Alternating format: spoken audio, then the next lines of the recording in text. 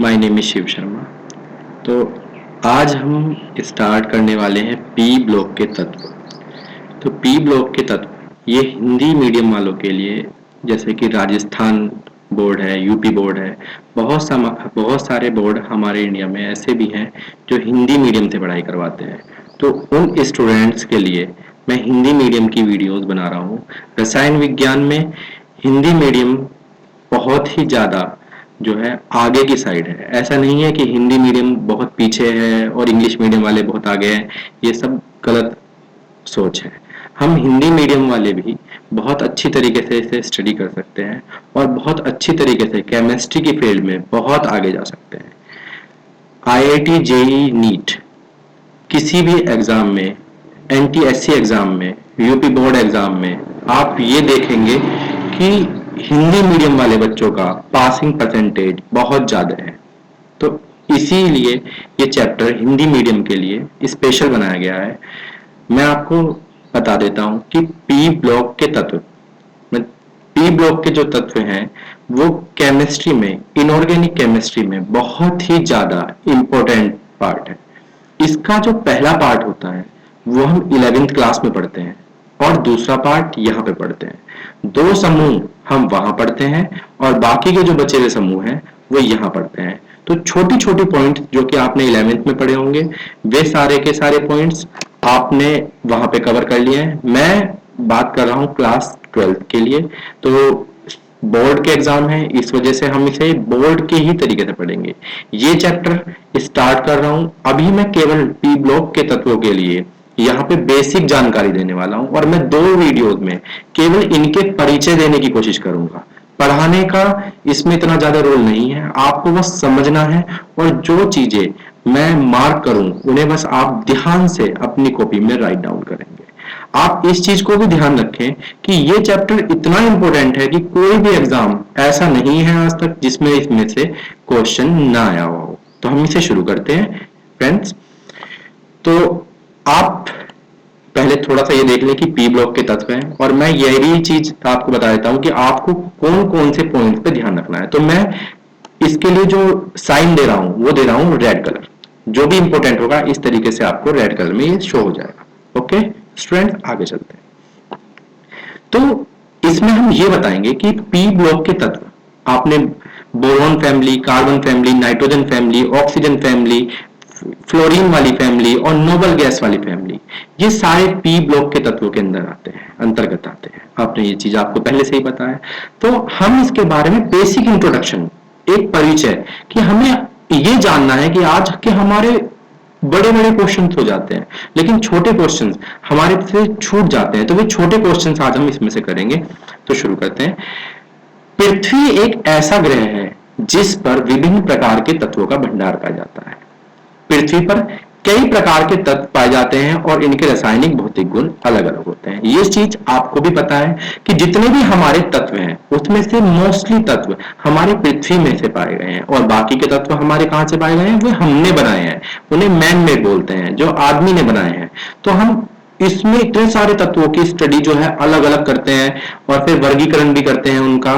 तो उसी वर्गीकरण में हम S P D F block बनाते हैं और फिर उसमें से हम पी ब्लॉक की बात कर रहे हैं यहाँ पे। तो आगे देखते हैं।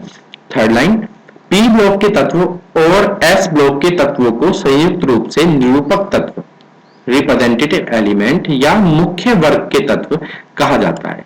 ये चीज बहुत ज्यादा इंपॉर्टेंट है, आप इसे ध्यान रखेंगे कि पी ब्लॉक के तत्वों और एस ब्लॉक के तत्वों को संयुक्त रूप से निरूपक तत्व, रिप्रेजेंटेटिव एलिमेंट्स कहा जाता है। ये चीज इंपॉर्टेंट है, बहुत ज्यादा इंपॉर्टेंट है। और उससे ज्यादा इंपॉर्टेंट क्या है, मुख्य वर्ग के तत्व, मेन ग्रुप एलिमेंट्स। आप अगर थोड़ा सा 12th के बाद ग्रेजुएशन की बात करें तो ग्रेजुएशन में आपको ये मेन ग्रुप एलिमेंट्स के नाम से देखने के लिए मिलेगा। आप यहाँ पे इन्हें मेन ग्रुप भी बोल सकते हैं, पी ब्लॉक भी बोल सकते हैं, रिप्रेजेंटेटिव एलिमेंट बोलते हैं, कुछ भी बोले, ये सब एक ही चीज है। फिर आगे चलते हैं। थर्ड लाइन में इन तत्वों के बाह्य कोश का इलेक्ट्रॉनिक विन्यास, यहाँ पे इन तत्वों के बाह्य कोश का इलेक्ट्रॉनिक विन्यास NH2 NP1 to 6 होता है, जहां N अंतिम कोश है। तो ये वाली बात यहाँ पे कंप्लीट होती है कि आपको इलेक्ट्रॉनिक कॉन्फ़िगरेशन, इलेक्ट्रॉनिक विन्यास की बात कर रहा है। साधारण इलेक्ट्रॉनिक विन्यास ns2 ns की पावर 2 np और 1 से लेकर 6 ये सब होता है, जिसमें n एक अंतिम कोश है। आगे चलते हैं।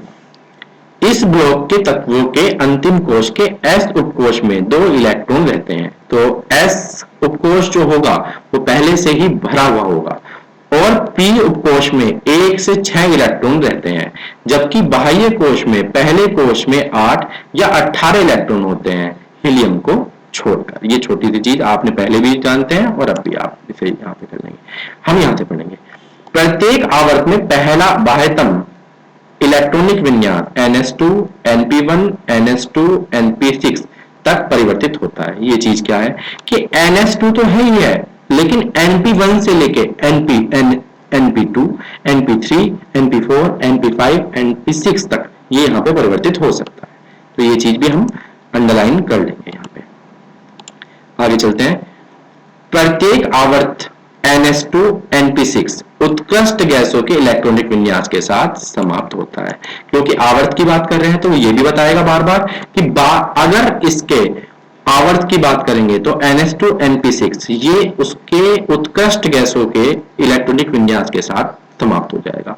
तो उत्कृष्ट गैस कौन सी? हीलियम है, आर्गन है, नियोन है। ये जो गैसें किसी से भी अभिक्रिया नहीं करती हैं, वे सारी की सारी गैस उत्कृष्ट गैस कहलाती हैं, अप्रिय गैस कहलाती है। लेकिन हमको क्या ध्यान रखना है कि ये जो सारी उत्कृष्ट गैस है, इनका एक और रोल भी है कि आपको ये देखने के लिए मिलेगा कि जब आप इसी के ही ब्लॉक्स के एलिमेंट्स पढ़ेंगे, पी ब्लॉक्स के लास्ट इलेक्ट्रॉन पढ़ेंगे, तो आप ये देखेंगे ये अप्रिय गैसें भी, इनमें से कुछ गैसें भी रिएक्शन कर जाती हैं और हमें जो है उत्पाद दिखाई देते हैं। आगे चलते हैं।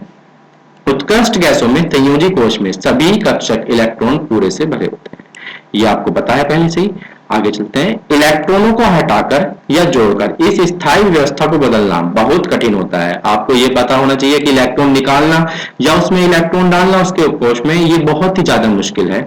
इसलिए उत्कृष्ट गैसों की रासायनिक अभिक्रियाशीलता बहुत कम होती है। ये बहुत पॉइंट बात है। वो बार बार यहाँ पे ये दिखाना चाहता है कि ऐसा नहीं है कि उत्कृष्ट गैस है तो वो अभिक्रिया नहीं करेगी, वो करती है लेकिन बहुत ही कम होती है। उत्कृष्ट गैसों के परिवार से पहले अधातुओं के रासायनिक रूप से 2 महत्वपूर्ण वर्ग हैं। 17वें वर्ग में हैलोजन तथा 16वें वर्ग में कैल्कोजन्स, जिन्हें चाल्कोजन हिंदी में बोलते हैं। इन 2 वर्गों के तत्वों की ऋणात्मक इलेक्ट्रॉन लब्धि एंथैल्पी उच्च होती है। तो ये चीजें इंपॉर्टेंट है कि किन 2 वर्ग के तत्वों की इलेक्ट्रॉन लब्धि उच्च होती है। तो वो कौन कौन से हैं आपको यहाँ पे आपको दिखाई दे रहा है कि कौन कौन से तत्व हैं, 17वां और 16वां। फिर आगे चलते हैं। ये तत्व सरलता से क्रमशः 1 या 2 इलेक्ट्रॉन गहन कर स्थायी उत्कृष्ट गैस इलेक्ट्रॉनिक विन्यास प्राप्त करते हैं। बहुत ही सिंपल बात कि इलेक्ट्रॉन को निकालकर इलेक्ट्रॉन को ऐड करके ये उत्कृष्ट गैस विन्यास प्राप्त कर लेते हैं। ठीक है, आगे चलते हैं। इन विभिन्न प्रकार के तत्वों के कारण किसी एक तत्व के भौतिक या रासायनिक गुण का अध्ययन करना आसान नहीं है। इन तत्वों के अलग अलग भौतिक रासायनिक गुणों के आधार पर इन्हें एक सारणी के रूप में रखा गया है ताकि इन तत्वों का अध्ययन करना आसान रहे। इस सारणी को आवर्त सारणी कहते हैं। आपको ये पता है कि मेंडलीव ने, मोज़ेले ने ये आवर्त सारणी को जो है सही करके बनाया था। तत्वों को सही क्रम से उन्होंने जो है क्रम से अरेंज किया था। ये जो सारी चीजें हैं इनके बारे में ये बता रहे हैं कि पी ब्लॉक के सभी तत्वों की अगर आप पढ़ाई करना चाहते हैं तो ऐसा नहीं है कि अलग अलग करेंगे तो बहुत आसान हो जाएगा। आपको क्या करना पड़ेगा, एक सारणी के रूप में इसे पढ़ना पड़ेगा। ठीक है, आगे चलते हैं। इस आवर्त सारणी में तत्वों को उनके बढ़ते हुए परमाणु क्रम में रखा गया है। ये हमें बात पहले से पता है कि तत्वों को परमाणु क्रमांक के आधार पर रखा गया है, और ये बात किसने बताई थी, मोज़ेले ने। अलग अलग रासायनिक गुणों या इलेक्ट्रॉन विन्यास के अनुसार इस आवर्त सारणी में तत्वों को स्थान दिया गया। ये चीज भी इंपॉर्टेंट है। आगे चलते हैं। इस आवर्त सारणी में तत्वों को रखने के लिए 4 ब्लॉक हैं, S block, P block, D block, F block. ये चीज आपको पता है पहले कि ये जो है स्पेरिकल, प्रिंसिपल, डिफ्यूज, फंडामेंटल, इसके नाम दिए गए थे, इस वजह से एसपीडीएफ नाम दिया गया है ना, स्पेयर होता है इसमें।